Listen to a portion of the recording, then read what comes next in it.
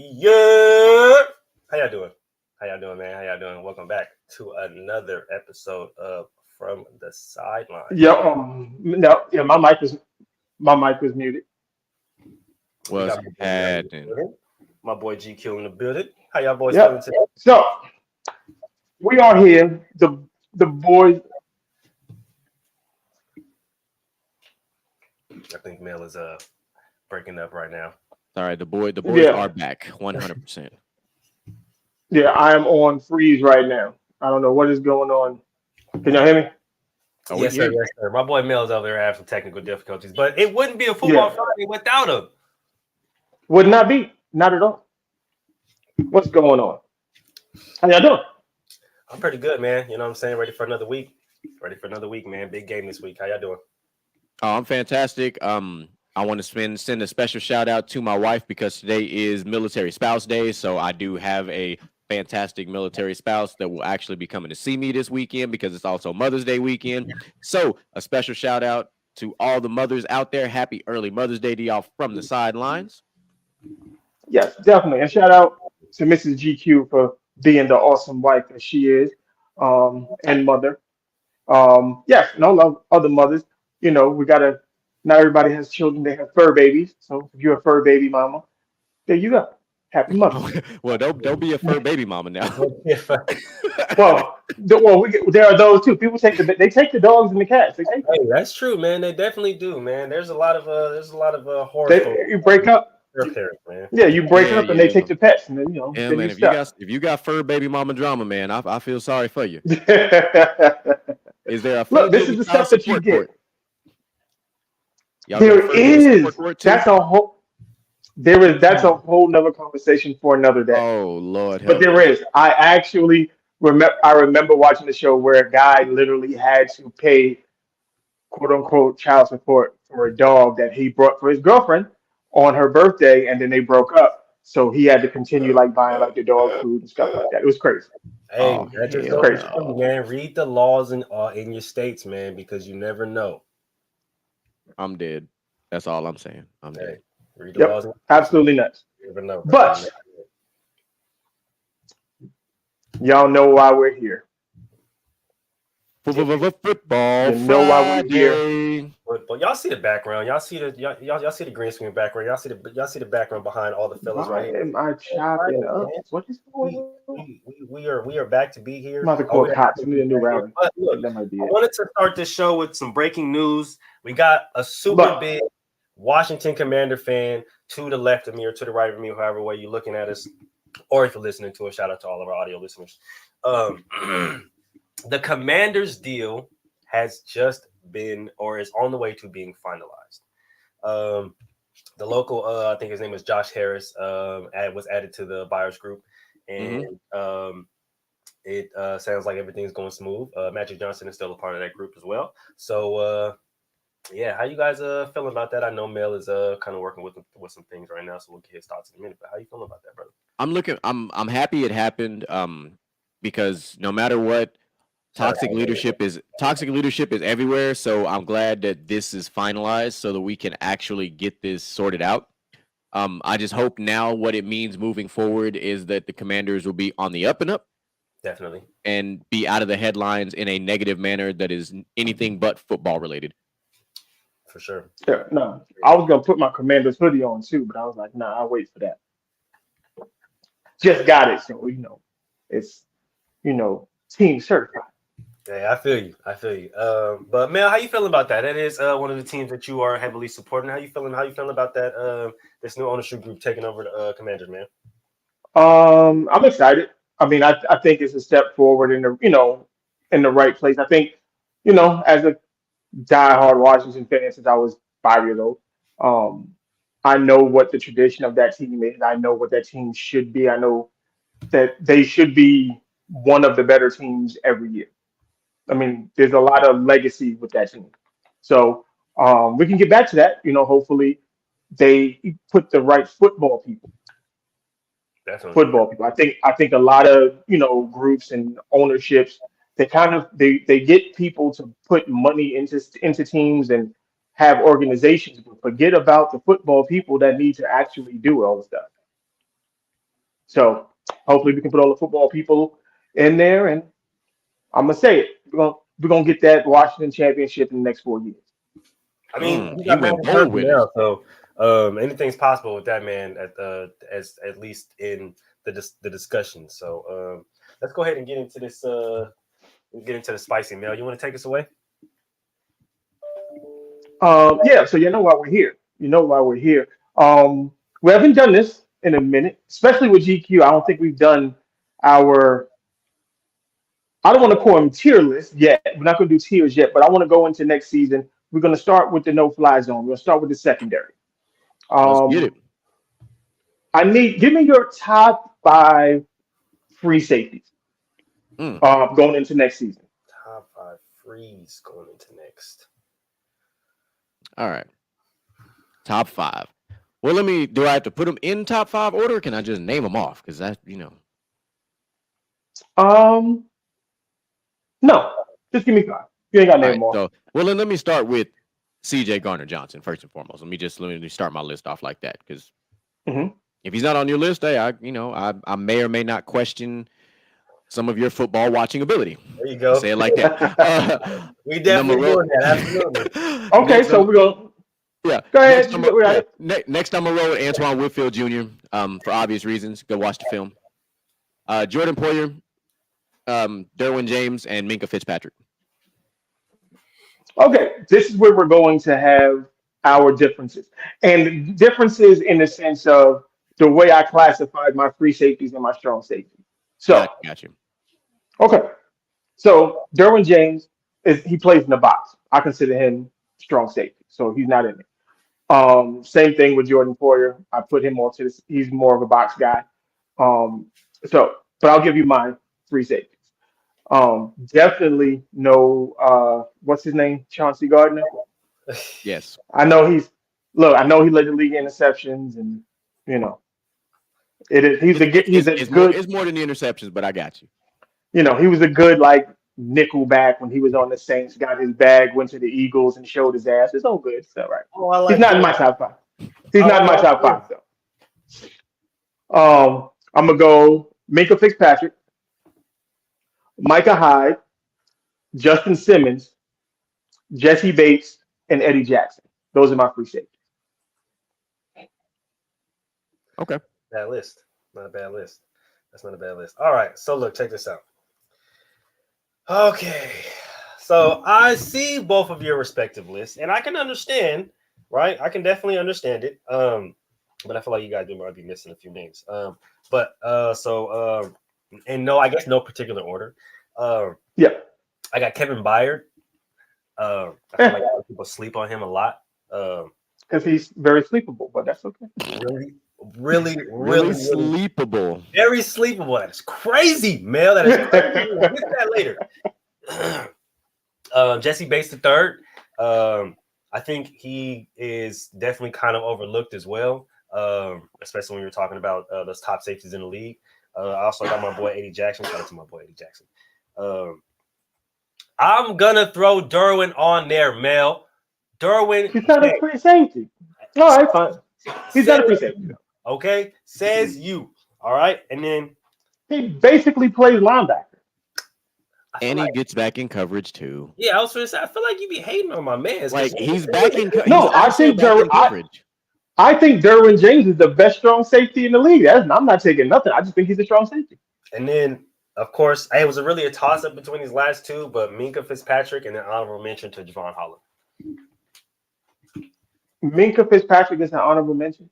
No. Javon Holland is the honorable mention. Javon Holland. Oh. Minka is look, boy, Mel Harris going to set on fire. Honorable mention. Yeah, I was about to. How you go give him an honorable mention to Minka Fitzpatrick? Oh, no, I would never be just Minka. If you're listening to this, I would never be disrespectful, bro. Don't do that. I would never be disrespectful. I'm just saying because that was it is what it is. I mean, like I said, I had an honorable mention list, but I didn't. I cut it off. Antoine Whitfield Jr. was on that honorable mention. There was a couple of them. There's another guy. Who else was it? I am a big fan of Antoine Whitfield Jr. by the way, because he gave the peace on the Tyreek Hill. So that was that's probably one of the greatest petty moments. legendary. So I'm definitely a fan. But yeah. So Yeah, I'm with you. So Kevin Byard. Melvin, what is going on? I don't think he's that good. What? How? I don't like. He doesn't jump off the screen to me. He's Oh a my good. gosh. He's a decent safety. He's good. But I just don't. If you're gonna ask, I'm not. I mean, not over none of the guys that I just mentioned. I don't think he's in that class. Good, but I don't know, man. When you look at Kevin Byard, bro, like he's always one of the most consistent safe. That's what I like about him, right? You're never gonna get an up and down with him. It's exactly what you got, right? And for him to just be that consistent on that type of team for that long and not demand any kind of crazy money, not demand a trade because the Titans haven't really gone anywhere. Because he can't demand. He can't demand no money. He definitely has the market. When you ask, you can't demand money. Oh, stop! I mean, all right. So we can. I understand why Ramu said what he said because in 2021 he was graded. He was graded the highest rated safety. He was, and this is not me boasting for him. I'm just playing the defense game here. No pun intended. We're talking about defensive players. But he also had the third highest tackling grade at a 90.0, which was, like I said, the third most, which is a big deal because as a safety, ironic in the name itself, you are the last line of defense. So the fact that as a safety, you are the third leading tackler amongst safeties, that means you're very consistent at stopping touchdowns. On a bad defense. And just like Derwin James was top 3 amongst safeties in stopping in running tackles against the running back, which is a weird stat, but it exists. So they got stats for everything nowadays. They do, but I couldn't even word it properly because it doesn't doesn't sound natural. It's just like, okay, every play does a tackle against the running back. So yeah.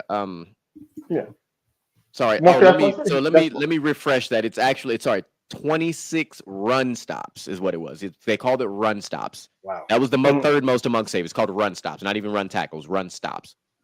Sounds like a stat the defensive tackle should have, but whatever. They are hilarious for that. Oh my goodness. Yeah. But you know how good old triple digit PFF is, but that's neither here nor there. Yeah. I'm on it right now, so I definitely know. All right. Since we're talking about Derwin James and stops on running backs, strong safeties. Go ahead. No. This list threw me off because I ain't gonna lie to you. I kind of like. I know. I merged my safeties together because that's the way I look at safeties. Originally, that's what we talked about. I asked Mool, I was like, do we just combine the safeties and just do a top 10, or do we split them in half and do a free safety, strong safety? Same thing I did with the cornerbacks. Like that's why when we started talking, I was like, I gave you the split between the two. But we are here now. Strong safety. We are. I'm going to start off my list with one of my guys that Mr. GQ is very familiar with, Kyle Duggar, or Duggar. Shout out to the Lynn. Yeah, Kyle Duggar, yes. Yeah. Top 5, though? Oh, definitely. What?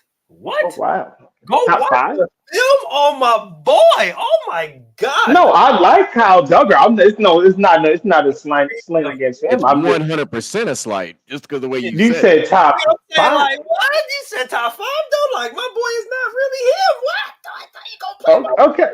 I said top 5, but okay. Oh, my goodness gracious. See, man. See. Hey, it just said the spicy, man, because Mel over here, I don't know. Mel over here cooking. He over here cooking with Slappy Mama over here. Yeah, what is going on? What? I need to know something. What? Moolish pulled out the old Crisco. He just pulled out Kyle Duggar, would just slap that shit in the pan like. What? Bro, Kyle is crazy. No, I'm not. I said top 5. I don't believe he's top 5. Absolutely. Okay. All right, so and then I got to hit the other 4 now. Oh, most definitely. Yeah, most definitely. I told you this list gonna get spicy, bro. Like, I'm not playing with y'all today. All right, so I'm gonna go Tyrann Mathieu because he mostly plays in the box. He's like a smaller little box safety, but I'm gonna go Tyrann Mathieu. Let me see. Oh, actually, hold on. I'm gonna throw my boy Buddha in there. Mm-hmm. That boy Buda Baker, man. And Jamal Adams, even though he pisses me off a lot. Like a lot. If he wants to play, oh my God, the boy is a dog. And then I think the last probably be J-Ron Curse, the Dallas Cowboys. Top 5? Your was Braves are tight. He was the sole reason why Trayvon Diggs had all them interceptions. Go back and watch the film. I promise you.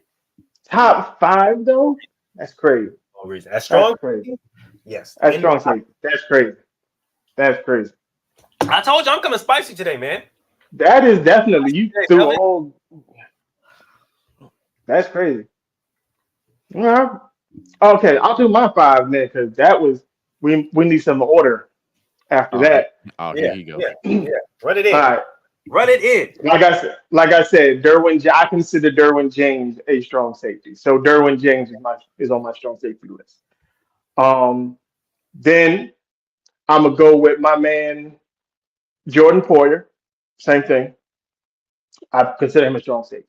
Buda Baker, Harrison Smith, and then my boy, Baby Palomalu, my man Hafunga from the 49ers.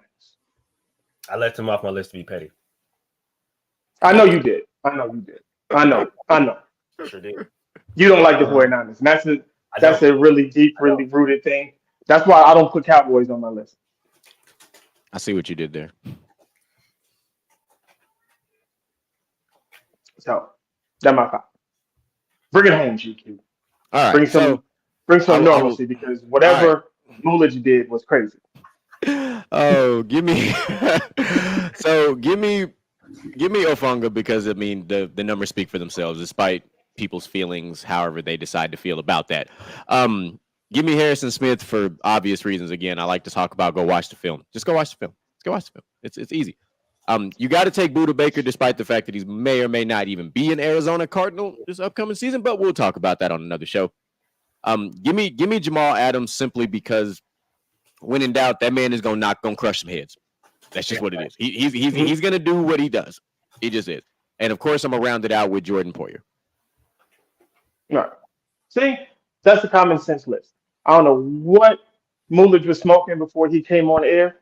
It was actually we're not gonna talk about it. That was some good. I left Jamal Adams off of and Jamal Adams is one of my favorite players, but he has not been the Jamal Adams that I want him to be. I think he's gonna have a bounce back year this year, though. I think he's got the right pieces around him. He can show out a little bit this year. We'll see what happens. I think he will too. Honestly, it's just like I said. He makes my head hurt sometimes. Because sometimes it's like Jamal, what are you doing? What are you doing? Yeah. I get it. Trust me, I understand it. But then I don't, and I'm just like, bro, go over there and take 2 deep breaths for me. Slap the shit out yourself, and then come back on the field when you're ready to play. That's when we can get you back in this joint. Because sometimes he just over there, and I'm like, Jamal, he be doing too much dookie then. Right here. So now, okay, I'll give you 2 options. We can do all the cornerbacks at one time, or we can do it the way that I said it. We can do left and right.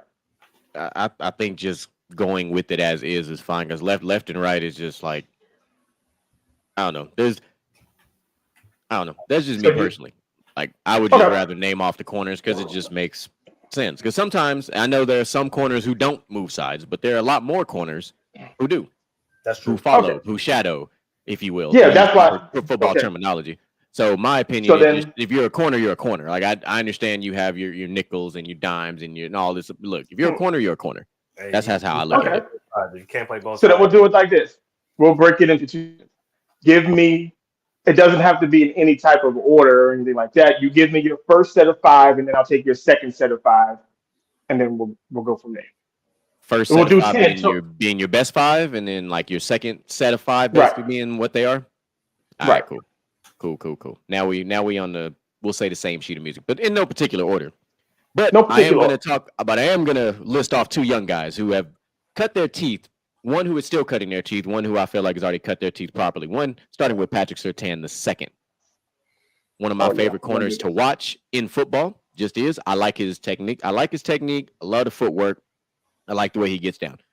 Next on this list, I'm gonna give this young man his props, and that's the Sauce Man himself, Mr. Sauce Gardner. I'm gonna give him his props.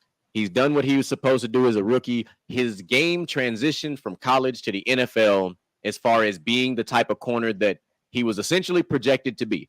We always think, oh, a guy like was this good in college and he wasn't giving up touchdowns and all this stuff, and he's gonna do, he's gonna get humbled in the NFL. Well, based on the numbers, he lived up to that as a rookie, and that's hard to do. I think corner is one of the most difficult positions to come into the NFL at and be instantly successful at. How you doing, my boy? That's just my opinion. You guys may think differently, but I do think corner is one of the most difficult positions to come into the NFL and be that successful right off rip. Absolutely. Like, it is. There's 100%. Too many variables for you to get 100% exposed. Like, just based on coverages and alignments, you can get exposed depending on the situation. And if you weren't, if you weren't coached right in college to play corner, true, that transition is hard. College coaching, especially playing DB, is very, very important. A lot of people don't understand that, but it's very, very important. It goes a long way. Yep, I'm gonna pay homage to an OG. Say what you want about that, but I'm throwing it out there anyway. And Stephon Gilmore, absolutely. I said what I said. He was Defensive Player of the Year just recently, and was a former Patriot, so got to do that. Got to give 100% props on that one to Jair Alexander.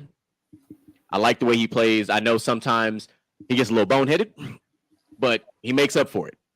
Definitely. And that's just that's just how it feels on that one. And then last but not least, as much as I don't really want to put him, actually I'm gonna put him in my second tier. And I'll save that for later. Give me the Slay Man, Darius Slay. Okay. See, we all want to see.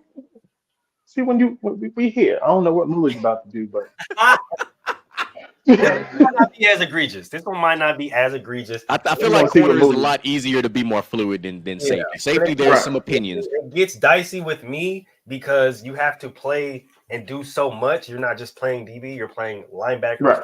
You're controlling the defense essentially. So I'm looking at a lot more than just coverage and tackles and other stuff like that, more than the average speed. You know what I'm talking about. But so I'm gonna go ahead and get into it. A lot of people always fight me on this, but I don't even care. I'm gonna put this in order too. Number one, I got Jair Alexander. I don't care. Yes, he does make some boneheaded moves, but god damn it, if he doesn't make up for him in a big way, I don't know, man. That's literally been one of my favorite corners since he touched foot in the NFL.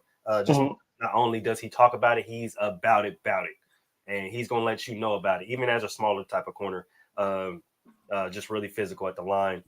His footwork, his patience is just crazy. Number two, I'm gonna go with my boy, middle name Twin Sauce Gardner. Shout out to my boy Sauce, dipped in butter. We already know why. Like, there's really no conversation. I got a lot of hate for this because I said Devontae cooked him, and then for me to have him on my top five is crazy, but it doesn't matter because Devontae is always gonna cook this boy. Patrick Surtain the second, just love the way he plays. Stephon Gilmore, y'all better put some respect on the Don's name, okay? Like, what? I don't understand the disrespect I done heard about. They better stop playing with my boy, okay? Because he's part of the reason why the Colts didn't get their ass beaten a lot of those goddamn games. He's the reason why they beat the Chiefs. Go back and watch that game. I promise you. They challenged that man, and he made him pay. They challenged him over and over and over again, and he said, "Bro, y'all must have forgot who the fuck I was. Stop playing." Challenged him in the red zone. On top of that. Stop playing with him. He said, y'all must have forgot who the hell I was. Don't do this because I'm really him. And this last one was really a toss-up, mainly because they play on the same team. It was between Darius Slay and James Bradbury. I gave the nod to this is ridiculous. Hold on. Okay. And I respect both of y'all. Y'all my brothers. I love y'all to death. And I will go to war. I will go to war with y'all any day.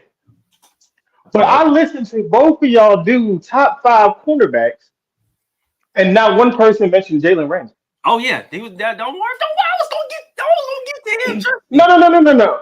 How can you mention, like, all respect to Stephon Gilmore? Love Stephon Gilmore. But you put Stephon Gilmore in your top 5 before Jalen Ramsey? I was yes.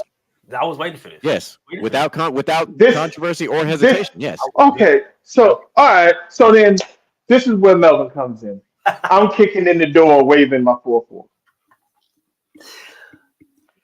Okay, so we all agree on Sauce. Sauce, we all agree on Sauce. Mr. Yeah, Diddy. I got J Ram after that. Big Play Slay. Jair after that. Okay. Then depends on where I want to go with this one. Because now I want to be ignorant. Now I want to be ignorant. As long as you don't put Trevon Diggs, we all right. Oh, I told you I don't do Cowboys. So you already know. Like that's a dub right there. Oh, I'm sorry. I said what I said. I'll go AJ Terrell.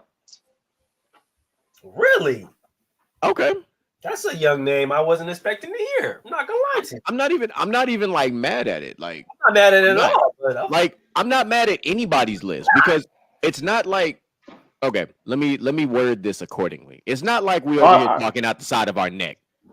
No. I just we said we saying five, top five, like first five. And I'm with it. And I'm 100% with it. We all tier things a little differently. That's all. And I am a big what have you done for me lately guy. And that's how I felt about Jalen Ramsey and Stephon Gilmore just this past season. Just that. I'm not even going to go any further than that. Just using last season. Yep. And the Rams fell apart at the seams, and Stephon Gilmore was one of the anchors of that defense that kept them relevant a lot longer than the Rams. Definitely. That's why. And I watched the film. And film don't lie. No, I watched the film too. So Yeah, I watched Mr. Gilmore get sauteed. This is my gripe with one Jalen Ramsey, right? This is the only gripe I have. And it's sometimes he lets his impatience. He's over aggressive. He lets it by get all means. too much sometimes, and he's a little overzealous, and that causes him to get beat. And it's a really, really bad. Like it's not he's like in position type beat, and the receiver just makes a good play. It's like you got beat bad, bro. Like sometimes he just gets flat. He gets flat smoke. Like him and Mike Evans. Like Mike Evans flat smokes him sometimes. Like and it's not even because one of Rams' biggest issues with me is there is a point where you can over tape yourself. Definitely. Where you can definitely think you see something and it's not there. No, and not at all. Instead of feeling the game. I would follow that up, but sometimes I think he thinks he's stronger than the average receiver because there are some receivers that are just that much stronger than him off the line. No, definitely. And you can't be physical with everybody. You're not. Exactly. You're not. Even a guy like Richard Sherman knew who not to test, if you will. J Ram tries to be the alpha corner. Yeah. Sometimes, not even sometimes, a good amount of times, especially last year, it came back to play. And that's why he got benched by DK Metcalf. Yeah, because I don't want to be like most, how most shows get where we start talking, but in 2016, nah, fuck that. We're talking about just last season. Because I know, what have you done for me lately? The film from last year showed that he was exactly way too aggressive, and it came back to bite him and the Rams collectively. Yeah, because I believe. Good. No, I'm saying I believe his aggression came because the offense was very bad, and the only way that they were really going to make things happen is if him, Aaron Donald, and that defense really started to do things. I'm not going to say out of character for them, but they're not a very turnover-prone defense like that. No, so they tried to get into that. Well, we need to turn the ball over a lot in order for us to succeed, which led to you getting bench pressed by DK Metcalf. Yeah, and at the same time, you have to be some of these extremely more successful corners. The best ones will do this: rely on their pass rush. One, yeah, definitely. If I can maintain coverage long enough for that pass rush to get that quarterback just a little bit uncomfortable, make him throw that thing a little early. Now I can make an impact. But when you're over aggressive and all of a sudden we just snapped the ball and all of a sudden I'm 4 yards of separation behind you, you have now given me a home run shot. Literally. And that's a detriment to the defense. You're not helping anymore. You are now a part of the problem, not the solution. Yeah, and I get it. You know, this whole position for him, and you know he has the free range, but sometimes like that free range gets him in trouble more than it benefits the team. And I just feel like sometimes the defensive coordinator just like, hey, Jalen, we know what you like to do, but today this is what we need you to do, right? Because this is what's going to help the team win. Like this isn't what's supposed to help you look better. It's supposed to help the team win. So sometimes, yeah, we're going to have you as like a rover to bandit safety type, free range type player. But today, nah, we need you to go over here and lock his ass down, bro. That's all we need you to do. I need you to stay in the flats, or I need you to stay in the thirds, and I need you to not do anything else. Like, don't be that guy. Quit trying to be a hero. Yeah. And to go back off what Mel said, yes, there's also some film out there of Gilly getting gilled. There is 100%. Yeah. But no. I'm just playing devil's advocate. But what I will say is, when it comes to two very important things, pass breakup and great tackles, is definitely Stephon Gilmore. It's not a lot of receivers that was just flat out blasting this man. Now, there was about 3 really good plays that happened on him this past season. It definitely happened. But for the most part, Stephon Gilmore makes it extremely difficult for you to catch that ball. And it's because he is so long. He is an extremely long player. And he can get in there. 210. Yeah. And even if you get in there with them hands, he's really good about sliding that big ass mitt in there and popping that thing out. Well, it's just the way it is. It's like cornerbacks don't become defensive players of the year by the way they look. Yeah, like he's patient. He lets the plays come to him. He's like literally the prototypical corner that you would want on your defense. He's not going to go out and do something crazy. He's not going to go out and try to play his own game. He's going to play the game within the game, and that's what's going to help. That's what's going to help him make the plays that he needs to make. Right, which is why he was so clutch in those fourth quarter in the red zone situations this past season. Exactly. And a lot got off a major knee injury, so allowing him to get his legs back under himself and reacclimate himself with the game and get back up to that football speed, and you seeing him start to turn it up at the end of the season, that's why. So now next year, when he's not playing catch up, when he's at the same pace as everybody else, and he gets to work at the same pace as everybody else, and he's not trying to build up his knee or build up his watch how his game changes. Oh no, we're gonna get to that in a second. Go ahead, Mulish. Let me see what you're working with in this. Oh yeah, we on the second set of 5. Second set of 5. Here we go. All right, so on the second set of 5, I'm going to start off with Darius Slay because I gave the nod to James Bradbury. I'm going to go Jalen Ramsey after that. Ridiculous. Here's one that might shock you, Mel. You ready? Chartavius Ward. He's on my honorable mention. Ooh. Then I got DJ Reed Jr. Felt like a lot of people sleep on my boy DJ Reed Jr. Yeah, definitely. I think I took a whole nap on that. And whole lot of NyQuil. Y'all ready? Good. Who you got? I'm gonna throw the OG in there, man. Shout out to my LSU boy Patrick Peterson there. You put Pat Pete in there? I don't know about that. I mean, Pat, that's my guy though. I love Pete, my guy. Yeah, no, 100%. Not top. I wouldn't put him in my top 10 no more. But I mean, he might have a resurgence in Pittsburgh. Just based off last year, he had a pretty solid season last year. He wasn't the reason why the Vikings lost. No, the Vikings. You know what I'm saying? He didn't give up a lot of big plays. Even when he did give up a lot of big plays, you can tell it was just from age. It wasn't like he wasn't in position or anything because he's still fast as all hell. So I still just love his game and I love the way he plays. Yeah, all right. I don't know about the DJ Reed one, but that's whoa. Solid. DJ is solid. Crazy. Solid. Let's come on, GQ. Bring home. Matter of fact, I'll go. Right. Like I said, I'll bring us home after this then. Yeah, I got to be the stabilizer, and then GQ tip it over. Where was that? I stopped at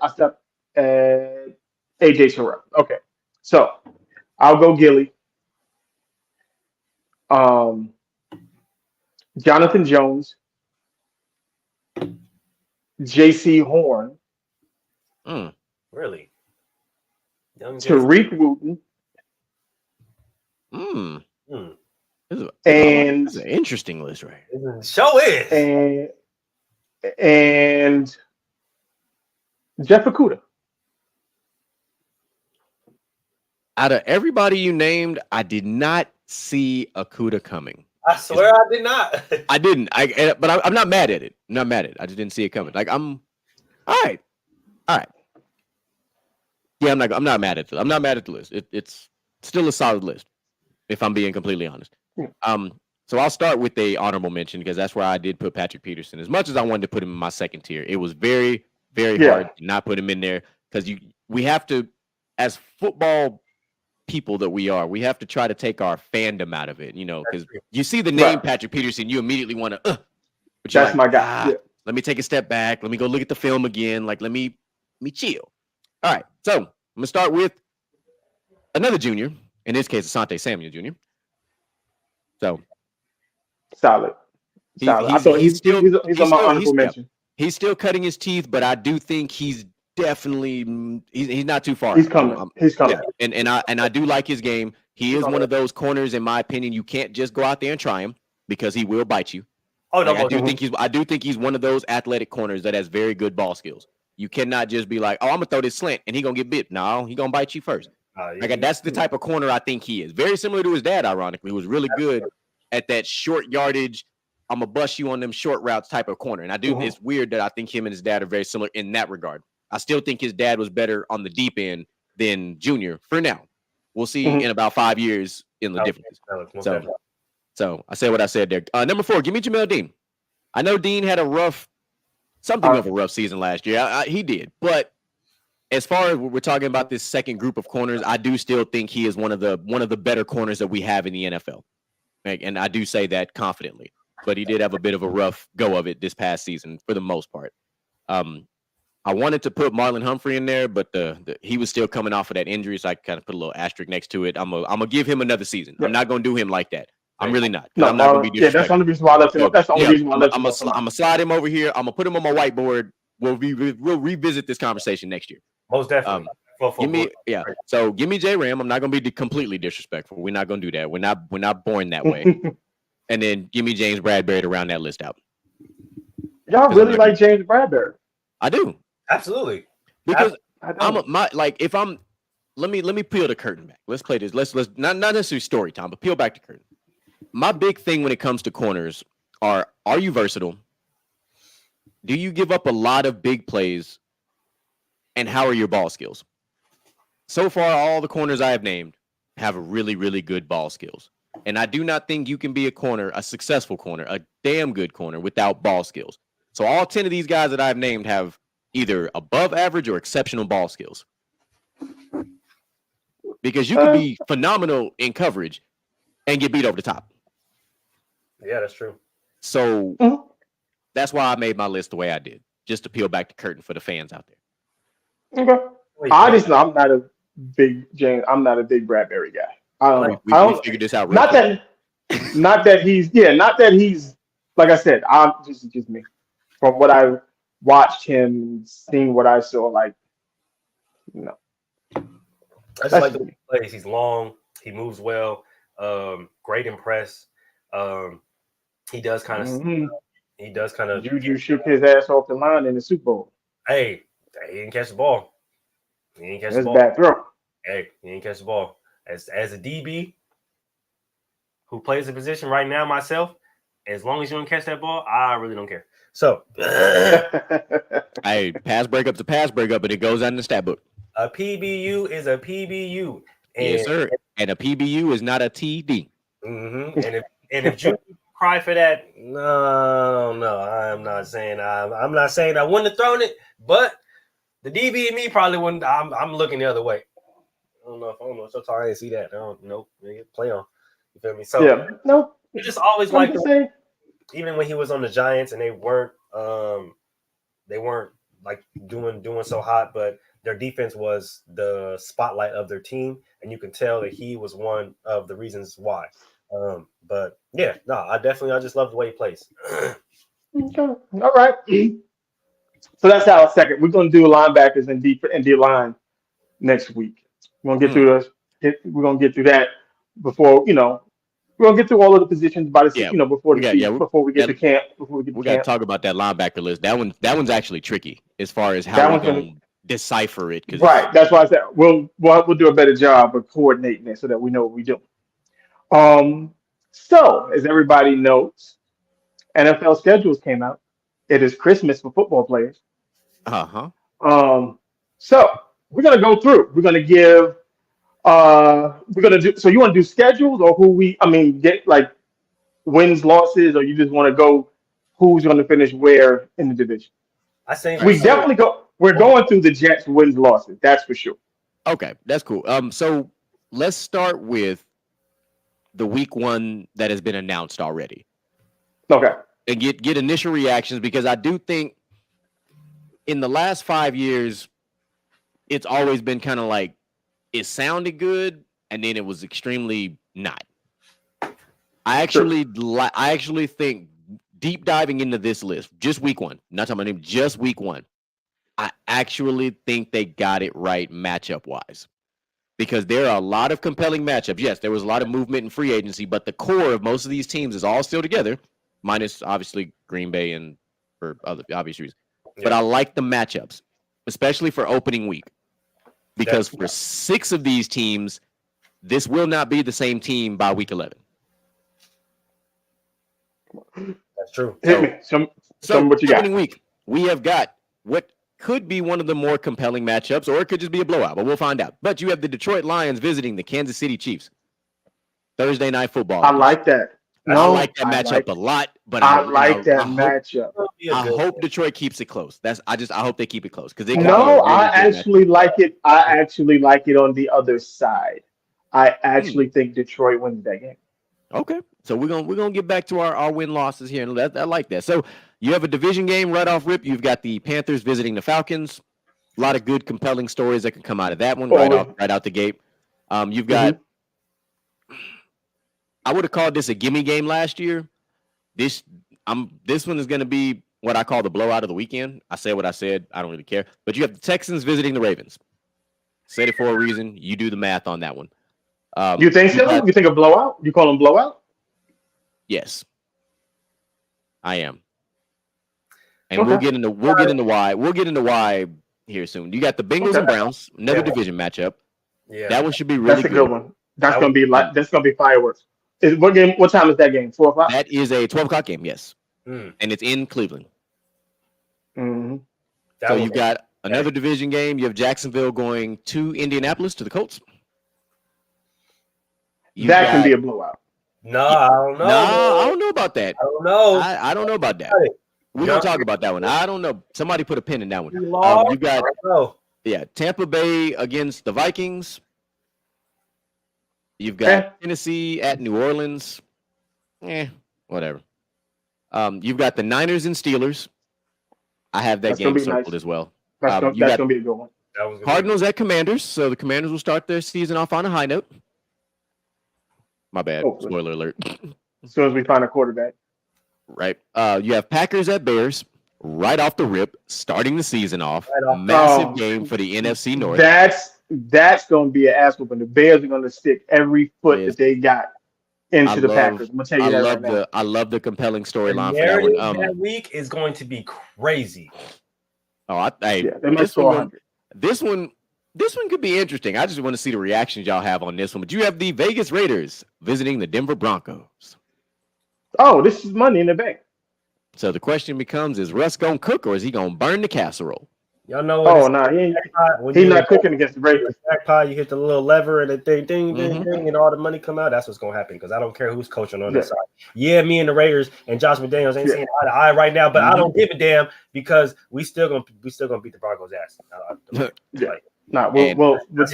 do that. In the 325 slate, you have got the East Coast West Coast track meet.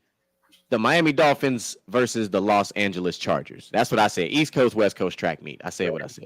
And there's a chance that could be the highest scoring game of the entire weekend.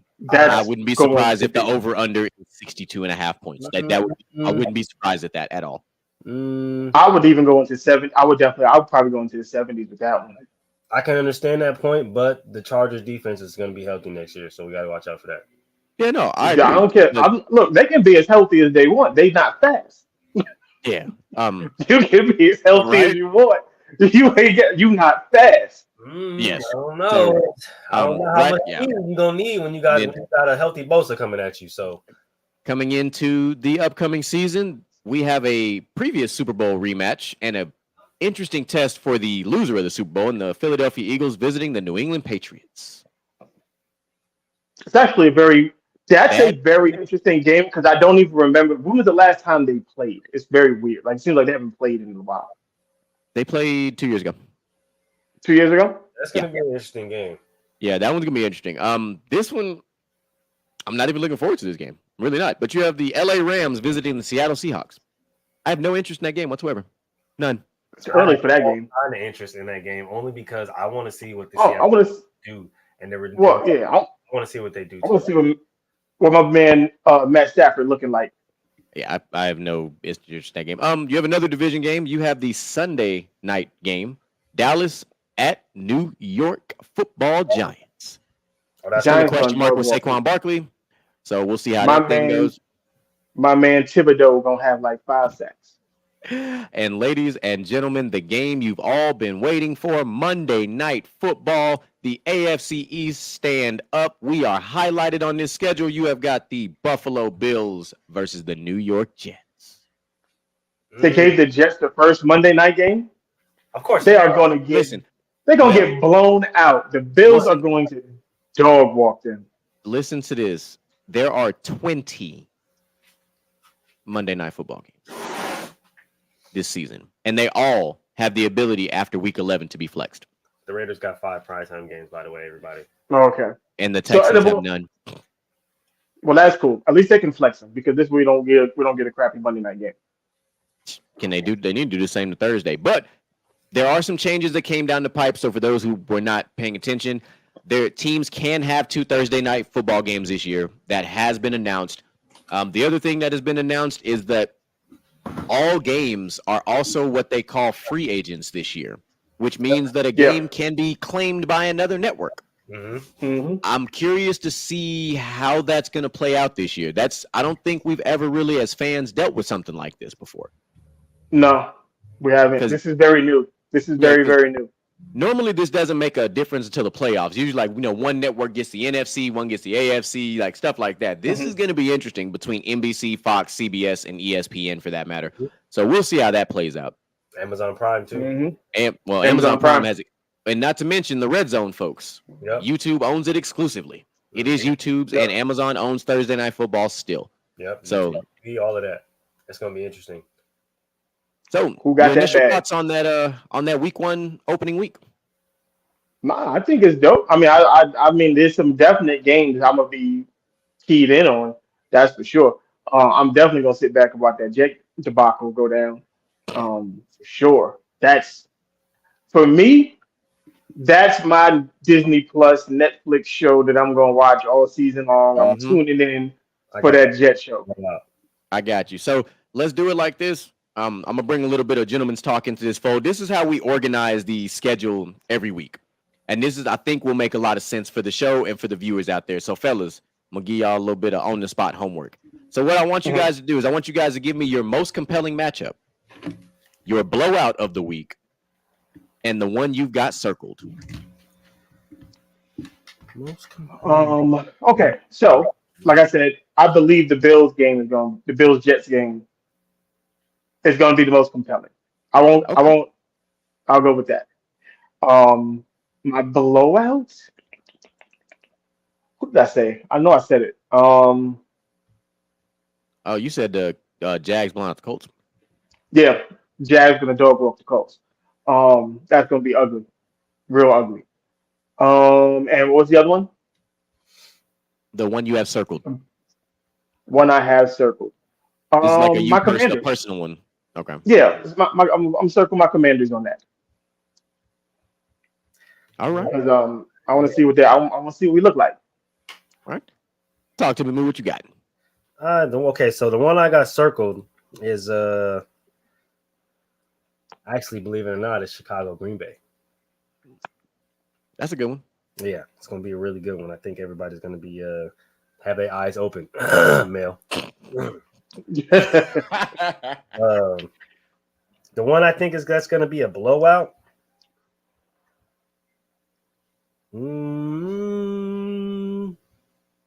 Washington, Arizona. I think that's going to be a blowout. I don't think that game is going to be very pretty. Honestly, I think it's going to. I can see that. I like I that. really don't care who's behind the helm in Washington. It's going to be a long day for the Cardinals that day. And then what was the last category? Your most compelling matchup. Most compelling matchup. Buffalo and the Jets. The most compelling. I think that one is probably going to draw the most attention, most eyes. Aaron Rodgers in Buffalo, New York, and the quote unquote fight for New York in week 1, and it's under the lights and Monday night and all the hype and stuff like that. And I'm going against the grain. I think the Jets gonna win this game. I see that. I like it. No, I'm a fan. So me personally, the game I've circled is actually the 49ers and Steelers. I love defensive football games, and I think that's exactly what I'm gonna get from that game. I know people love these high flying. I love a good defensive matchup that involves two coaches that love to play chess match. No, I love it. And I think we have the two coaches that will absolutely do that. You have an offensive guru in Shanahan, and you have Mike Tomlin. Definitely. I love it. So that's the one I'm circled, and I'll explain why I asked the question about the circled matchup here in a minute. My blowout, I already gave the spoiler alert.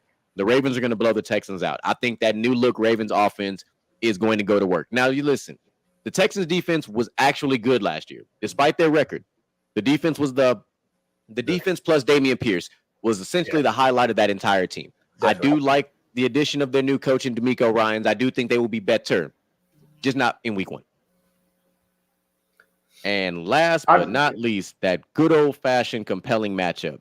I'm going with Moo on that one. It's got to be that Bills Jets thing because I want to see what this new look Jets offense with Aaron can't win the NFC Championship. Rodgers going to look like against the Buffalo. I can't win the AFC Championship to go to the Super Bowl Bills. Yeah, it's going to be the battle of overrated quarterbacks. It's the battle of we can't win our conference championship games to go to the Super Bowl game quarterbacks. It's the battle of we can't win the big game. So the battle of mediocrity. Got it. Or collapsing. So, ladies and gentlemen, the reason why I asked the question of the game that you have circled.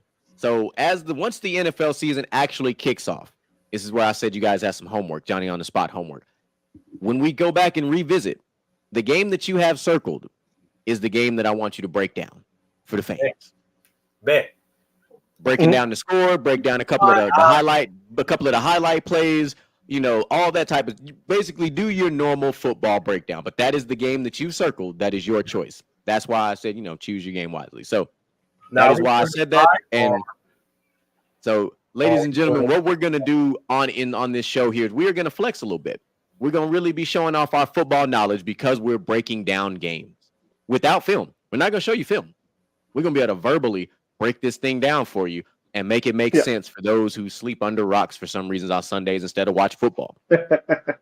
Oh, exactly. Be looking out for that. Oh yeah, definitely be on the lookout for every week. Notepads. Yeah. We'll have iPads, tablets, everything, and it's going to be real crazy in here. I already operate off of 3 screens as it is, so all my screens are going to be ready to go. Yep. I'm an old school dude, so I'm going to have 2 notebooks. Yep, that's how we do it. You're going to have a notebook, you're going to have a legal pad. And a legal pad. There it is. There it is. There it is. All right. So, with that, that's the week 1. That's week 1. You want to go through the division? We can. Do you want to look at? Who do you want to highlight? We go that route. Who are we highlighting? Oh, which division? Do you want the which division you want to start AFC? With? We're gonna start in the AFC East. Right. Start with the AFC East. Since they got the Monday night game, it's the AFC East game. Jets Bills. We're gonna start it. All right. So what you want to do? How you want to set this up so that we make sure everybody's on the same sheet of music? We going off of total win-loss? We going off division winner? Like how you want to play this game? Over under? What we thinking?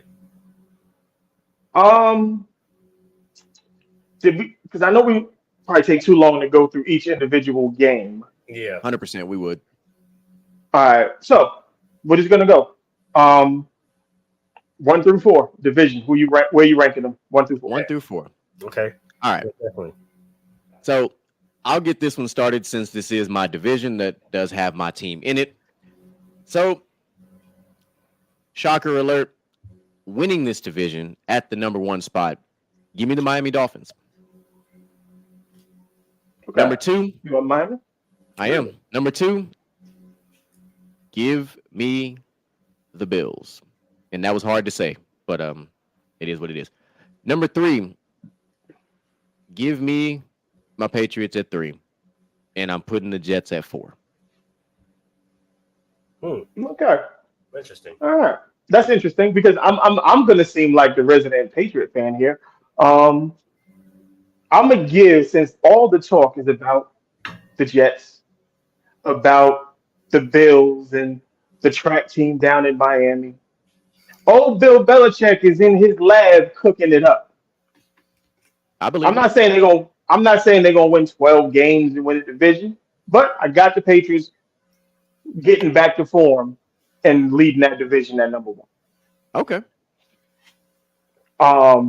After that, I will go with the Dolphins. Number 2, Shout out to Bills. in the chat. What's up, Zamar? Oh, what's up, Zamar? That's my see. She came through. Everybody coming through today. That's not like this. Football Friday. Fam is all through. Then we're gonna go Bills 3 and them old tired ass Jets. Yep. Or like we say on Gentlemen's Talk, them punk ass Jets. And punk ass Jets 6 and 11. I'm gonna put a record on that. 6 and 11. Wow. Oh, we got to enter from the sideline smoke. Oh, what happened? Oh yeah, it's coming. We'll see. What I'm talking about. All right. Moo, what you got? All right, so I'm actually on the same side as Mel. I think that the Patriots are going to make this turn. Like he said, everybody, they got the track team in Miami. You know what I'm saying? The Bills can't never win nothing. And then you got the Jets that just went out to go get Aaron Rodgers and think they're going to turn back the clock and turn him into Joe Namath. But I think Bill is sitting here like, yeah, I don't care. You niggas ain't going to be able to pass on me. So, yeah, there's that. Because we all know Bill's known for his defense, and that's exactly what he's building up right now. He's building up his defense. He got DBs, he got linebackers, he got D-line, and he's like, yeah. He's going to shut everything down. He's going to be like, you know what? You're not going to be able to pass, run, or nothing. And then I got the Buffalo Bills coming in second. Depending on how healthy Tua is, I either got them finishing third. And then I got the Jets finishing fourth. I'm not going to put any records on it, but I think that third spot is really going to be a toss-up between the Jets and Miami, depending on Tua's health, honestly. Yeah. So before all my other Patriots fans out there try to come at my head for not being that super fan and putting my team out front, I have to be realistic, all right? Because the difference between like Patriots fans versus, let's just say, Cowboys fans, all right? We have recent championships and recent success. There's a reason. Cowboys do not. But right. We've also been, over the last 4 seasons, not where we should be. We dealt with, the thing, we dealt with Cam as our quarterback, and then we had the Mac Jones thing, and then we had last year, which I don't even know what the fuck to call last year. We're just going to call it the failed experiment. That's what it was. It was like somebody... What AD is she talking about? What AD... Hey, she said Antonio Brown is making a comeback. He's coming out of first of all, another brother. Like I don't know which another brother. No, AB is in some other trouble because he ain't even taking care of his arena football players with their paycheck and shit. But I'm gonna save that for another time and place. So we took care of the East. We want to go to the West, to the South, or to the North. What you think? We go East, North. Going North. All right, AFC North. So. This one gonna be fun. This division right here, I'm gonna go ahead and spoiler alert on this one. I think this is going to be the most competitive division in the AFC this upcoming season. Yes, I know everybody says it'll be the AFC East, but the North arguably has 4 of the most established teams that don't have near as much turmoil as the other teams do. At least for the most part, they all have consistent cores, consistent coaches, and there's been recent success by all, and even the Browns had some success before all the other shit happened. So I start that off by simply going, the team that's going to win this division, I'm sticking with the Bengals. I think the Bengals are going to keep handling business. I know people say last year if Baltimore was healthy, Baltimore would have won this division. Remains to be seen. It didn't happen. Everybody gets hurt. Ask the 49ers. Okay. Yeah, shit happens. They still make it to the NFC Championship and find success. So I don't want to hear the injury excuse no more. Number 2, give me the Cleveland Browns. Yeah, I said it. Deshaun Watson finally getting a full year under his belt with all these weapons, with all these players and all this stuff together, and finally getting a full grasp of the offense. Number 3, give me Baltimore. Baltimore will be good. I like the idea of the new coach, the more offensive-minded coach. I like that Lamar finally has weapons around him, which we've talked about on this show at length. We ain't going to dive into that much further. And, of course, I have the Steelers finishing 4th. That does not mean they will have a losing record because we know this. Yeah. They somehow, some way stay right here or they go here. Yeah. They don't usually go here. They got Mike T. They can't never have a losing record. No. And, yeah. I'm gonna go there. What the fuck, Browns? We smoking? You said you only Brown you smoking is Antonio. Like you was on some he gonna win a ring stuff. Yeah, you over here talking about receivers that like to twerk when they score touchdowns and take off their pads and leave in the middle of a game. Like, right? You know, that's my sister. She crazy as all hell. I'm gonna go. I'm gonna make a bold prediction before this shit even starts. Before this season even kick off. Before they even kicks off, we said it here on from the sidelines. I was gonna say something else, but yeah, I would. I think all 4 of these teams are gonna make the playoffs. Hey, I think they're going to have. That's good. That was almost the AFC East last year with all 4 teams. Yeah, I'm gonna market all 4 of these teams are gonna make the playoffs next year, which means the rest of the division, they got work to do. Baltimore is gonna win the division. Lamar gonna have his full requisite of weapons, and he's going to show everybody why he won league MVP. And everybody who was talking down on him, you're gonna have to bow down to him when this is done. And Lamar will win MVP next season. Damn, you went all the way bold. I'm going bold. If we're gonna jump out the window, we gotta climb up some steps first. We're not gonna do it on the first floor. You ain't heard nothing yet. Second, I'm a rock with Cleveland. I think, and this is hard for me because I want Cleveland to fail because of what they did to Baker Mayfield. But Deshaun is my guy. I love Deshaun. I love Deshaun Watson. So we're gonna go Cleveland number 2, Bengals 3, Steelers reeling up the end on the back end, but not a losing record, good enough to make the playoffs. Listen, we don't care about AB and his music. That's what I think about AB's music. Wait a minute. Hey, put that. This is what we're gonna do. This is what we're gonna do. Put that shit on. Yeah. All right, y'all ready for this? What you got? What you got? Bring it. I'm with Mel, right? I think the Ravens is gonna win the division, right? And Lamar Jack, MVP. He's gonna win MVP again. Watch, it's gonna happen. He's gonna put everybody. Y'all must have forgot who the hell I am, and I'm here to show y'all again. All right, now this is where it gets dicey, right? Because I think the Bengals are gonna take second. Although I do like the Browns, right? Sorry, I got animals and whatnot. You know, your dog didn't even agree with that. Yeah, I was about to say, damn, I thought you was playing a custom sound over there. It's all good. It's all your good. dog was like, whoa. He watched the tape. He know. I do think it's gonna be close. I do think it's probably gonna go back and forth between both teams. But I do got the Bengals over the Browns, only because we're not gonna act like Joe Shiesty ain't that guy. And then I got the Browns taking third, but like I said, it's gonna be close. I think that matchup that week is going to be key, or both times they play each other is going to be really key. And then I got the Steelers coming off, capping off the 4th. But as Mr. GQ said, don't expect them to have a losing record. Expect them to be 8-8, whatever the case may be, 9 whatever the case, bro. They're gonna have a win. They're gonna be over 500 by one game at least, or at least 500 for sure. You can guarantee that because of Mike Tomlin. So, we talking basketball on football. Listen here, we don't come on the basketball show throwing out Joe Montana stuff. About Bruno on the football show. We talk about Bruno on the basketball show. You go make sure James Harden is ready for Game 7. Yep. So you want to go to the south? Or you want to go west? Straight south. We're going straight to the south. Straight All to right, down south is where I stay.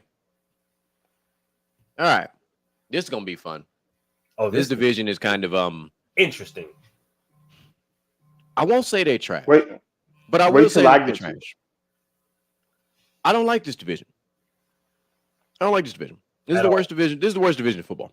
And I was gonna be nice, but I'm not gonna be nice. Fuck that. It's the worst division in football. You have literally one really good team, one team that's slightly above average, and then two fucking bottom feeders. That's what you have. So Jacksonville's winning this division. And they're winning this division by no less than 4 games. Say what I said. I agree. And then the Colts will finish second. And here's where it gets fun. I've never said this before, but I'm going to say it anyway. The Texans will be third. And Tennessee will be dead ass last. I know. Derrick Henry is still in Tennessee. I know this. But guess what? Derrick Henry is also climbing up there in age. And they still do not have 2 things that they need. Competent receivers that are not old and broken. And their quarterback situation is still very confused. Malik Willis is probably going to get cut, which means you're going to have Ryan Tannehill and who gives a fuck Levis. Which is crazy that he gets cut.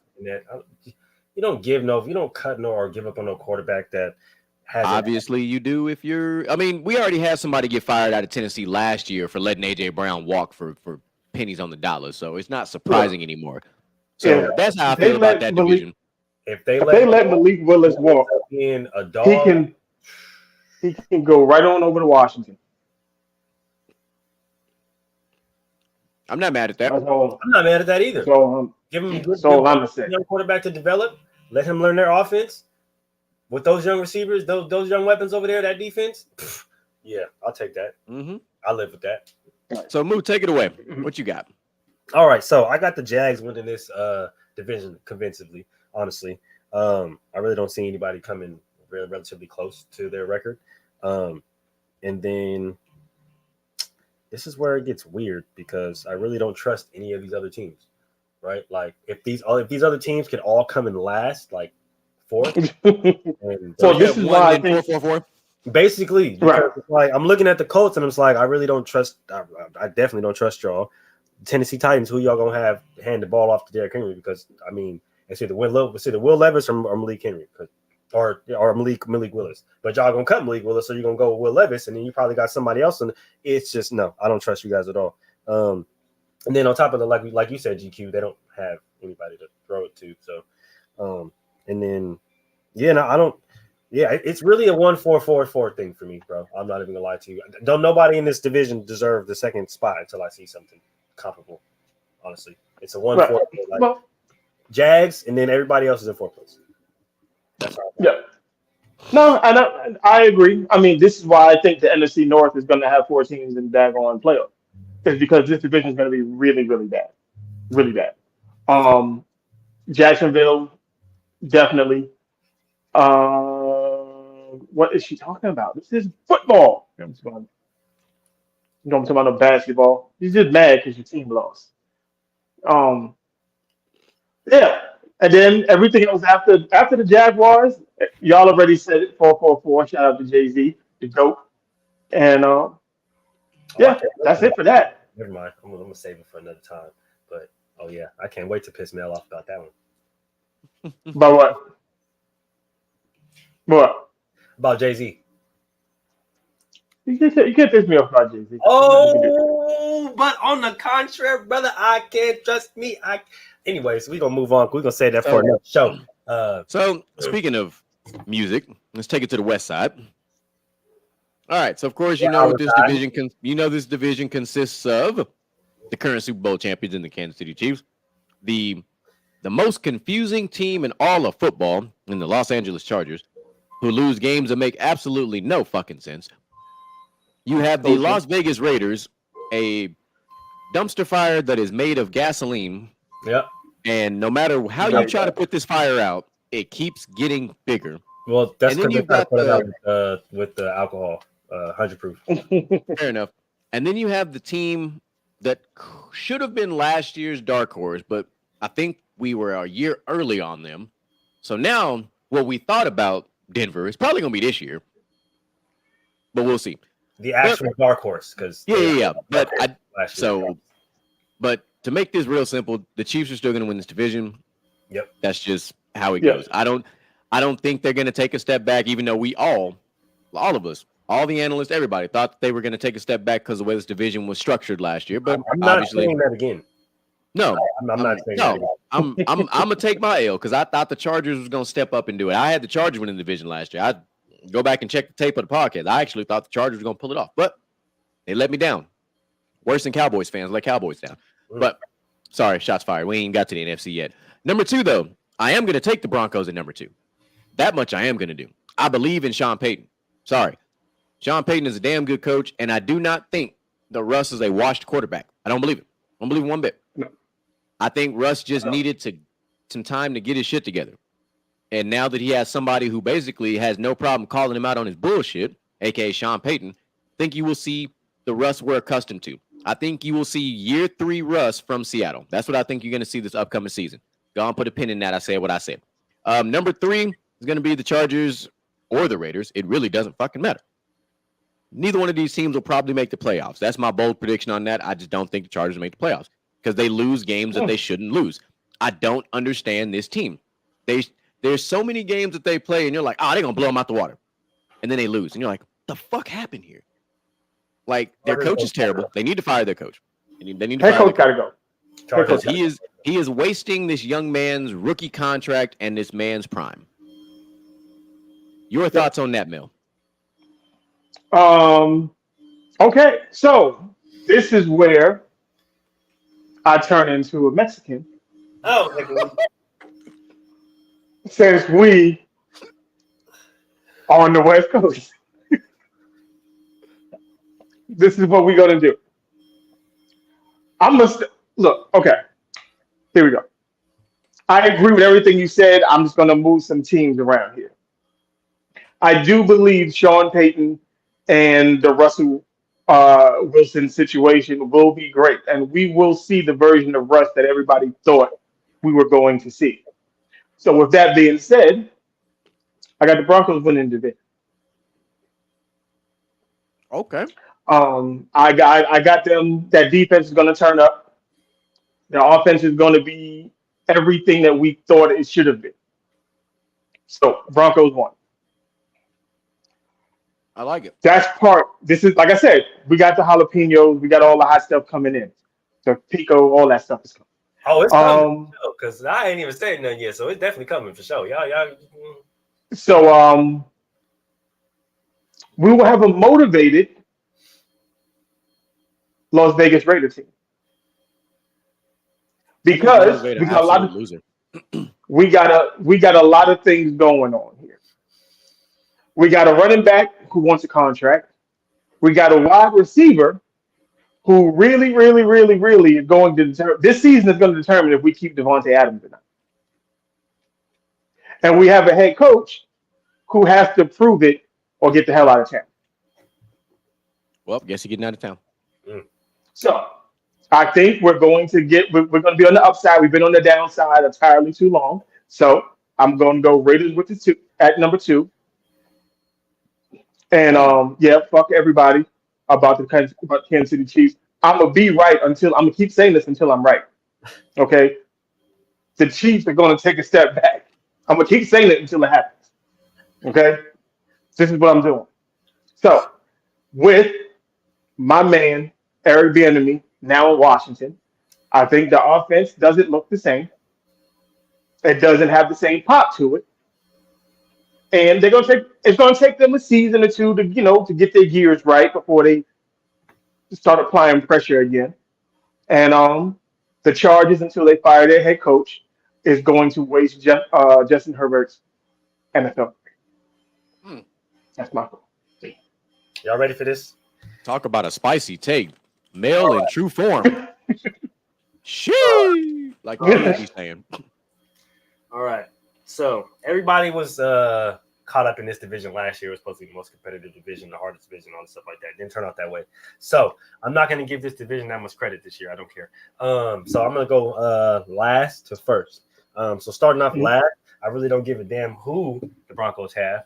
They're going to be last because they can't beat the Raiders. I don't care. I don't care who you have at the head coach. You can't beat the Raiders, okay? And I'm on record of saying Russell Wilson is a glorified game manager. All right, he won in Seattle because he had a good defense and a good run game and some pretty solid receivers. And then, that is nasty. That it is. It's spicy. I really don't care. And then he comes to Denver. They have a good defense. They got some good receivers. That some of them got hurt. I'm not gonna lie, that good running back got hurt as well. But he can't do shit. He's sitting up there calling plays that people don't understand. Yeah, fuck Russ and fuck the Broncos. I don't care. So yeah, they're gonna be coming in last. I got the Chargers coming in third because the Chargers is gonna charge you. Nothing else needs to be true. Chargers will always charge you. The Chargers will probably come. They probably will come and find some way to come in last place because, as I said, they're going to charge her. I got the Raiders coming in second, even though it pains me to say that. And the reason why it pains me to say that is because I don't trust Josh McDaniels. But I do think this team is going to come out motivated on a different level, like Mel said. I just hope that it leads to wins. And if we're not going to be able to stop anybody on defense, like literally a 2-year-old child running from an adult, we damn sure better score a million and one fucking points. And I see that's what we're trying to do. That's the direction we're going. Load of the offense. So I can only respect it, right? So yeah, I got the Raiders coming in second, even though our defense is probably going to give up 75 points again. And then I got the Chiefs coming in first, just because I'm not doubting Andy Reid again. The last time I doubted a GOAT, he literally proved me wrong on live television in the Super Bowl. Did you just call Andy Reid a GOAT? Andy Reid? Yeah. Did you not see? He eats goats. That's for damn sure. But he eats cheeseburgers.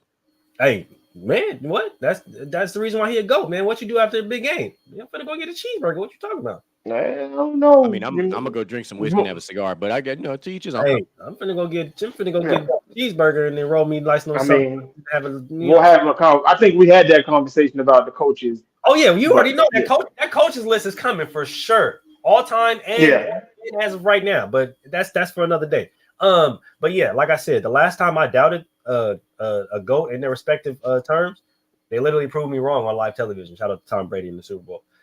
So yeah, I'm not doing that again. I'm gonna go down that road. So, yeah. It's ironic that Mel is wearing Atlanta Falcons colors. We're talking about Tom Brady and upsetting people in the Super Bowl. It wasn't a shot at Mel. I just said it was ironic. That's all I said. I know. Said they fucked it up in the fourth quarter. They did, 100%. You're right. So let's go to the North. The NFC North, that is. So we're gonna go to the North. This is interesting. So no more Aaron Rodgers.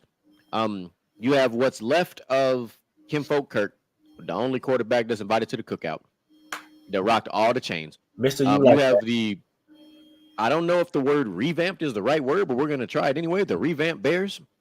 And you've got the kneecap biting Lions. That is true. Mm-hmm. Man, and I'm sorry. So I'll call Green Bay the love experiment. We'll see how that goes. The love experiment. Yeah. It's either going. I got my taste. I got my opinions on that. Let's go. Fair enough. So right out the gate, I'm gonna tell y'all, I said it last year and I was 100% right. And I rocked with the Minnesota Vikings winning the division, despite them being the most fraudulent team that was towards the top last year. That is not the case this year. I'm not going with the Vikings this year, but I had to say that just for those who gave me all the shit about saying that last year. Because fuck Aaron Rodgers. AR-12 ain't shit. Anyway, I'll get off that high horse. This is where I get to go bold now, because Mel got to do it a couple divisions ago. It's my turn now. Give me the Detroit Lions winning this division. I really wanted to go with the Bears, but let me look at these rosters, up, down, side to side, left and right, and I was like, fuck it. I think the Detroit Lions have a phenomenal young core, and I think they have the right quarterback for now. Like, could they upgrade? Sure. But I do think they have the right quarterback who's not necessarily going to lose them a lot of games. That's why I'm going to leave it at that. We ain't breaking down analytics right now. Let's keep it like that. And number two, give me them Bears. Because I like what the Bears did. I'm a fan of what the Bears did. I'm glad that they are going to trust Justin Fields and give him the weapons he needs. We've already had this discussion a couple shows back about giving receivers to the right quarterbacks and giving quarterbacks weapons to be successful. You can't draft a quarterback in the top 10 of the NFL and not give him somebody to throw the fucking ball to. So I will say this, though, Mr. Fields. Not only are you an Ohio State quarterback and there is a stigma that goes with that, you now have what we call a no excuse season. You have 2 big-time red zone target receivers. You also have a Darnell Mooney. You also have you have a slightly above average tight end as well. You have all the receiving abilities you need, plus your own running ability to be successful. I say what I said. Give me the Green Bay Packers at 3 and Minnesota at 4. Okay. I'm gonna agree. I'm gonna go with that. I think the Lions definitely take that step this year. So your GOAT, you might have reason to celebrate a little bit this year with your Detroit Lions. Detroit's actually going to be relevant for once. Right. And I mean, Hendon Hooker will be the quarterback by like week 9. So yeah, probably. Well, then you can really have some stuff to work out with. At number 2, I'm showing a lot of love right now. I'm showing a lot of love.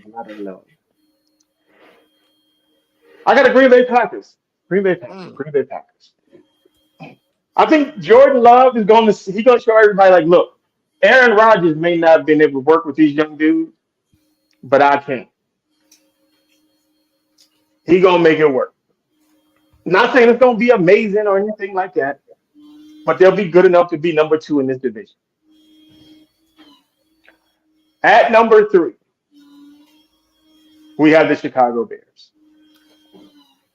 This is their first step in their ascension. This is their first step.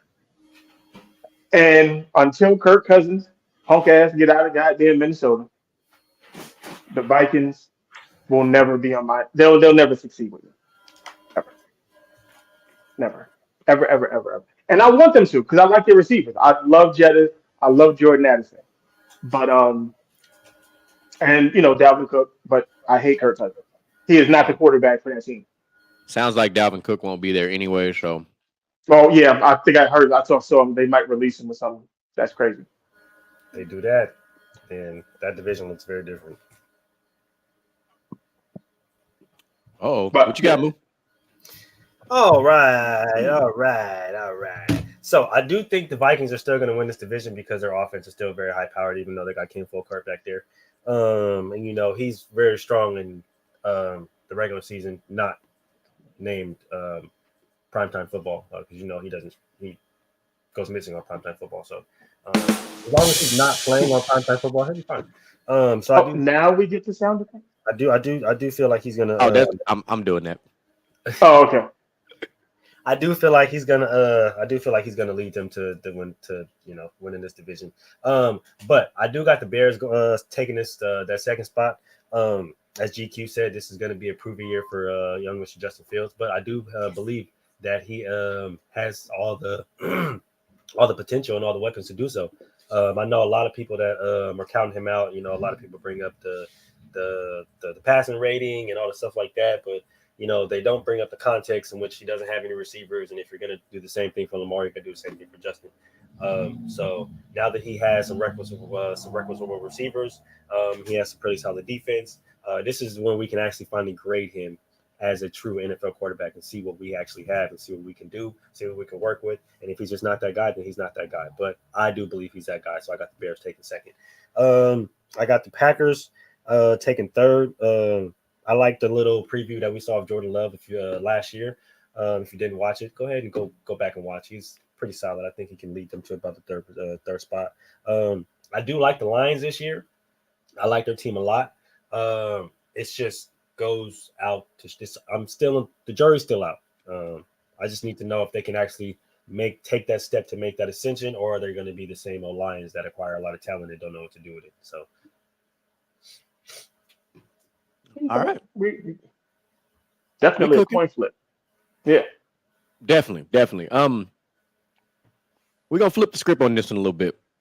Mr. Mel, will you take the NFC East away for us? Oh yeah. Yes. I did that just for you. We can definitely do that.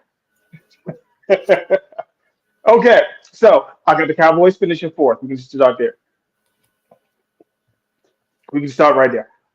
Yeah, it's going to be a dumpster fire in Dallas. Just want everybody to know that it's going to be You're ugly. not the It's only going to be person I've heard bad. say this, so I'm actually interested to see if Yeah, that really happens. yeah, it's going to be a dumpster fire. It's a lot of moving parts going on in Dallas. I don't think it's going to work. They have to make a lot of decisions. Um, with a lot of different players, and it may affect what happens this season. That's just me. Um, at three, I'm gonna have to put my Commanders. Fuck that. No, I'm not. Punk ass Giants. That's what's going there. Yeah, I Punk like ass it. Giants. Yeah, I love this energy. See, they fooled everybody last year. You ain't gonna fool everybody this year. Fuck them. They gonna get their ass whooped like they were supposed to. Daniel Jones is a fraud, and that offense is trash. Shout out to my man Thibodeau though. He the only bright spot on that defense. True. But fuck them all the way through. Second, my man Eric, the enemy. I know we don't got a quarterback. Looks kind of nuts at that position right now, but I believe in his system. If he can make it work with Patrick Mahomes, he can make it work with anybody. That's how I feel. Then the Eagles are just gonna kick the shit out of everybody, and that's just the way it's going down in the NFC East. Hmm. Most All definitely. right. Most definitely. Hmm. Damn, that was good. I like the energy on that. 100%. Y'all ready to get spicy? Because I'm gonna go ahead and interject real quick. So I got the Eagles at 1 because they've been the national championship defense over there 2 times. So they said basically try to do anything and you're not gonna be able to do it, right? This is when it gets spicy. You ready? You ready? Because as Mel said, I got the Commanders. I don't like I said, I don't care who's under the helm. I like their team. Their team knows how to not only win games, they know how to not lose games, right? And I think because you bring in a Jacoby Brissett, who I believe is a solid, kind of like just middle of the bridge quarterback till you find the guy that you want. I think they're going to be pretty solid. I think Jacoby's going to shock a lot of people, right? I got Dallas in third. I like the removal of Kellen Moore, right? I love that. I've been calling for Kellen Moore's job for about 5 years now. You want to know why? Because when Dallas runs the ball 90% of the time, they win. When they try to do some stupid bullshit, like put the game in Dak Prescott's hands, the guy who averages the most interceptions in the league, they lose. So I'm glad Kellen Moore is gone. Go out there with Justin Fields, and you can have your guy that you want to throw it fucking all around the field with. Bet. But follow the damn books. The numbers don't lie, Kellen. I don't know what the hell you reading, but look at the numbers. They literally don't lie. Hooked on I got the Giants. Sorry, Troy, but yeah, I got the Giants last. You guys don't have a receiver to throw to. Don't got nothing. Like you got Saquon, and that's about it. And then my boy, not a damn thing. So not a damn thing. You paid your quarterback $140 million to not throw to anybody. So yeah, no. Yep. And that defense isn't that good to stop everybody all the time. Yeah, nope. All right. So I need a favor. Your GOAT, if you are listening, I know we got to chop up some stuff for the TikTok. So at the 1 hour and 29-minute mark of this show, please earmark this for the TikTok. Let me start this off with the division winner because I'm going to piggyback off of what Mulich said, which is very important.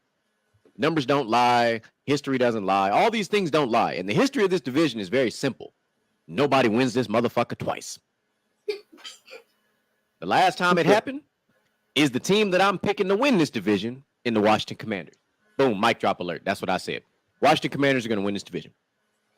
I'm not mad at you. I just don't. If we could beat the Eagles, that'd be crazy. But you're right. And y'all can. Stranger things have happened. And it's hard for me. It was hard to pick that pick, but I was like, what the hell? But I am taking Philly at number 2. I'm not dropping them down that far. I'm not stupid. I'm not unrealistic.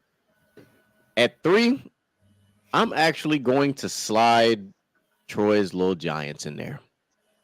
Calling them the little Giants. They ain't big. They ain't grown enough to be the regular Giants. They just the little Giants. And in 4th, in last, is that star that does not shine worth a shit, Dallas Cowboys. Yes. Fuck Even if they sell them, like Wayne said. Mm. Mm-hmm. Sorry, had to drop another GOAT line. We've been dropping GOAT rappers. Let me drop another one. All right. Yeah, I don't know about GOAT with Wayne, but that's the thing. That's the South thing. I totally understand that. That's what I'm saying, man. I'm trying to tell you, I can't wait to hear that conversation. For He's the the most confident rapper that says absolutely nothing. He confidently says nothing all the time. for another time. All right. So we got two divisions left. We got the South and we got the West. Somehow we keep ending up with this South by Southwest thing going on. Right. But Yes. we're gonna go to the West next. We're gonna go to the West side, and then we'll finish down South. So Got of course that means you've got two birds, a ram, and whatever the fuck a niner is. I guess we'll call it a person that digs for gold. That's what a niner is. There we go. But the Niners are not gold diggers. So start this off real simple. San Francisco's winning this division. Easy. I don't really even think there's a discussion to be made for that. And I'm also going to say that the Arizona Cardinals are going to finish last. Sorry. Yep. There's nothing So there. those are two things we can. Yeah, those are two things we can all agree on. Your number one defensive player wants out. Your multi-million-dollar quarterback is not there. Yep. He's not healthy. He's broken. I don't think he's coming back to like week 4 or 5. No, Maybe. and last time we saw him, he was throwing little kitty ass temper tantrums like a little badass toddler. So that means there's dysfunction in the Cardinals' house, and they also fired their coach. I don't think the coach was the problem. That he had to actually study and not play video games. Yeah. So. Not to mention the Cardinals have a new head coach with no head coaching experience. That usually doesn't end well. Definitely, especially with a quarterback like that. 100%. Give me Seattle at 2. There's a chance Seattle could win this division, but I'm going to put them at 2 for now, which means I got the Rams right there at 3, and I don't really care who's in 3 or 4 out of the Rams and the Cardinals. It doesn't matter. I don't like either of these teams. The only reason I like the Rams is because I'm a draft Cooper Kupp on my fantasy team. I'm good. I mean, this is pretty straightforward for me. I'm gonna switch it around. I'm gonna go Niners, Rams, Seahawks, Cardinals. Wow. He said, okay. Well, y'all know how I'm coming. So I'm gonna go just to be disrespectful. I'm gonna go Seahawks. Then I'm gonna go. That Niners. is disrespectful. Yeah, it's very disrespectful. I know, but I did it for a reason. I'm gonna go Seahawks first, and then I'm gonna go Niners. Cardinals is last, of course, and then I throw the Rams in there at third, depending on if Matthew Stafford and Cooper Kupp are actually playing this year. When Dalvin Cook ends up with the Rams, then we'll change that. If Dalvin Cook ends up with the Rams, then the Niners will be in third. And I said it, and I want every Niner fan to come from me. I don't care. They're just gonna send Debo. It's good. Tell Debo pull up. Look, and we gave your GOAT credit too. We boosted up your team and everything, and you out here still being petty. I know, man. And I try too, man. I'm not gonna try no more. He wins this year. Shout out to my boy Derek Carr. All right, so let's finish up with the South. You got the Baker Mayfield led Bucks. The Baker We'll see how that Mayfield. goes. You got the rookie quarterback and not Bryce Young, CJ Stroud. I'm sorry. No, it was Bryce Young, right? Yeah, and Bryce Young with the Carolina Panthers. Yeah, I'm sorry. Right. So rookie quarterback. You got Derek Carr. Put some respect on his name. Derek Carr with the New Orleans Saints, and this Desmond Ridder guy with the Falcons. Are you talking about the guy who went to national championship at Cincinnati? And Yeah. So that's what you got. So coming out the gate, the Falcons go win this division. The team with the young weapons and the young quarterback gonna win this division. Is that right? Wow. Okay. Okay. We gotta be spicy sometimes. Put a little wasabi on it sometimes. All right? Yeah, a little bit. And now I'm gonna sprinkle in some mango habanero now, and I'm gonna take the Saints at 2. So that is not too spicy, but still flavorful. See how I did that? All right. At number 3, we're gonna do some paprika now. You know what I'm saying? It's an underrated spice, but when you put it with the right stuff, it still kicks. Definitely. All right. Mm-hmm. And with that being said, that's gonna give me Tampa Bay Buccaneers. And last but not least, go ahead and give me some of that pepper for those who for some reason think pepper is a spice to make things spicy and hot. And give me the Carolina Panthers. Yeah, that's okay. Here we go. I'm gonna get on my ayahuasca trip right now. Is that right? You going into the darkness? Oh, shit. Oh, are you going? Are you going in? Are you 90% confident, or where you at with that? I'm gonna stand on it. I'm standing on Oh, it. yeah, he said I'm diving in for head first. Hey, go Yeah, ahead. I'm gonna start. I'm gonna start at the bottom. We all agree that the Carolina Panthers aren't quite there yet. So they're going to be number 4. At number 3, I will go Atlanta Falcons with their young weapons. I still don't believe the quarterback is there yet, but I like. Eventually, they're going to be a team that you're going to have to deal with in the NFC. At number 2, my boy. Even though he left, he found him a landing spot. He's in New Orleans. My boy, Derek Carr, and them Saints. Yes, sir. The Big Easy, man. My boy out there with all the gumbo. Right. But winning this division on my ayahuasca trip are the Tampa Bay Buccaneers winning this division. Baker shutting it down on everybody, letting everybody know, look, man, it wasn't me. It was that bullshit ass organization in Cleveland. Tampa Bay winning that division on the back of my man Baker Mayfield. All right. So I got the Saints winning this division. My boy Derek Carr got that good bourbon in him. You know what I'm saying? Got that good old gumbo and beignets out there. You know what I'm saying? Some of that king cake. Some of them beignets. You know what I mean? You know what I'm saying? He got that good food out there. Not saying that Vegas don't got good food or the Bay don't got good food, but I'm just saying once you step foot into the South and you really understand a little different. Scene is it hit a little different. So shout out to my boy Derek Carr, and he got some Raider pieces over there. You know what I'm saying? So I think they're gonna take the division. I got the Falcons at number 2, just because they got that dog in the backfield, and I do think that Kyle Pitts is gonna have a way better year this year. Maybe I hope so. I got the Bucks at 3. If their defense can stay healthy, they can probably make a jump for 2. But that all depends on their defense if they keep Derek White, because that there was talks about trading him, even though they said they weren't going to trade him. I don't believe you niggas. But so we'll see how that goes. And then I got the Panthers at 4. Your quarterback is very small. I need you guys to know that. Why you have to say it like that? If you've seen the picture of him and Brian Burns, hey, that is concerning. He is very small. Okay, I'm not saying that I'm not saying it. All I'm saying is that he's small. Okay, and this is the NFL, Yeah. so you might want to do some things, take some measures or precautions to protect your boy, because he out there looking like a child.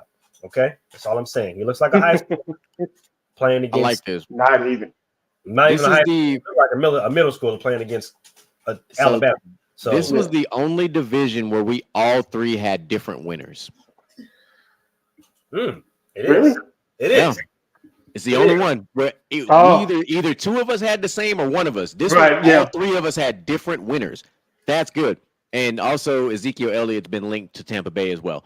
So true. Just throwing that little nugget out there that it exists. Like it. So I like it. That's man. Boy, we got some TikToks to light up for this one, because oh yeah, I got some pins here. You already shouted one out. And so it's gonna be some stuff. Yeah, and I will stand on my box. If I take my hot L's, I will gladly stand here or sit here, however I'm feeling, and admit I was wrong. Oh yeah, I don't be wrong very often. That's how we do it here. And if we're wrong, we would definitely sit up here and stand in that heaping pile of stew. Don't worry about it. Yeah, because what I'm not gonna do is change midway through the season. Fuck it. Right. It's always next year. It's all good. Watch my boy show up for the Saints. That's this year. crazy. Don't do that. Don't go Derek Carr this year. It's all good. All right. So we're gonna definitely have to clip these bitches up. That's for damn sure. I'm gonna have to go back and watch it myself. This is great. This was a great show, fellas. Everybody came through, did the thing. Shout out to the chat. All the fam that came through from the sidelines. Everybody, your GOAT and Zamara, Troy, and everybody else up in the chat. We appreciate you. Last words, GQ. Well, before we go to last words, I would like to throw it back to Mr. Moolidge real quick so we can get situated for Monday, please, and thank you, sir. Oh, most Oh, definitely. most deaf. My bad. Definitely. Give me 1 second. And we will go ahead and do that. Go ahead and bow. So, what we got going on the Monday basketball show is we're talking playoffs. We got a lot of news that's coming up. You're gonna get to do a one-on-one with your boy Moolidge. We're gonna go ahead and dive into some Warriors talk, depending on if they lose or win the series. Who knows? We'll find out about that. They will win. Who knows? It should be a really fun time. Hope you guys please pop in, join us, pop in the chat. 7:15 Eastern, 4:15 Pacific. I know a lot of people, get that mixed up, but we're gonna go Pacific. And yeah, make sure y'all pop in, man. It's gonna be a great time. I hope to see y'all there. Y'all better be there, because I'm gonna be here, and y'all better be there. Right. Warriors in 7. Hey, I didn't say that. I know I'm a Warrior fan, but I didn't say that. But I'm gonna save it for the basketball show Monday. I said it. Yeah.